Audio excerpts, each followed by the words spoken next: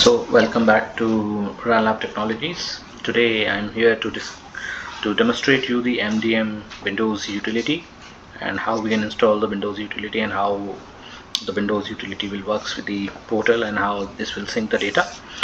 So I have a Windows utility with us. So what we need to do, we just need to double click on this utility and then it will be installed. It's a very simple process of the installation. After the installation we need to activate this utility. So we just need to go to program files, edit mdm, and then we have this utility here.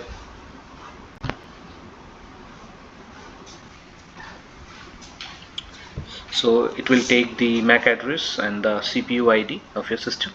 Right now the CPU ID is 00 because I'm running this utility in the Sandbox account, and we required organization ID and the key. So for that part we can log into the portal, and for the organization ID we can type this account,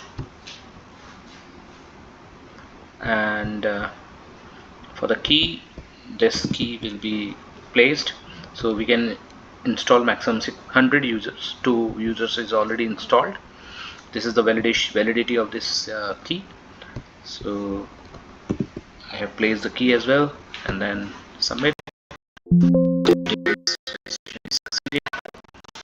we just need to start the services from here, and it will start all the services at the background.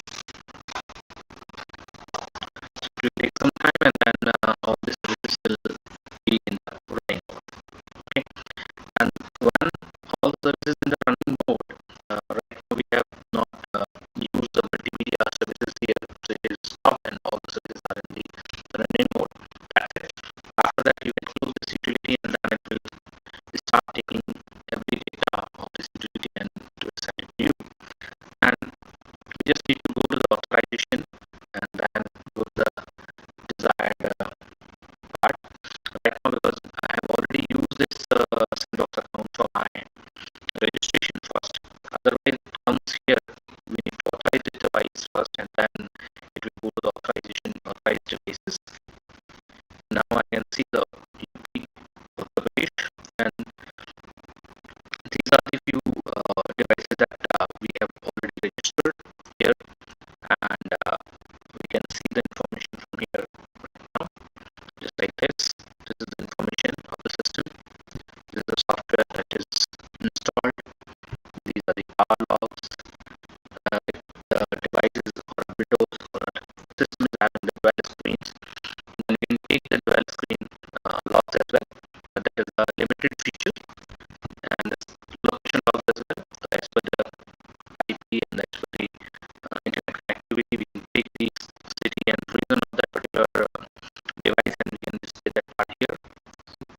And the task, so we can create some tasks from the backend to do some specific things like installing a software for all the devices, changing the wallpaper or something, and transferring some data, like you need to transfer the video or something. It can take screenshots of the background of the system and send to the backend. And the multimedia component is a very different concept, so we are not going to discuss it right now. So this is the only way we can install and activate a Windows utility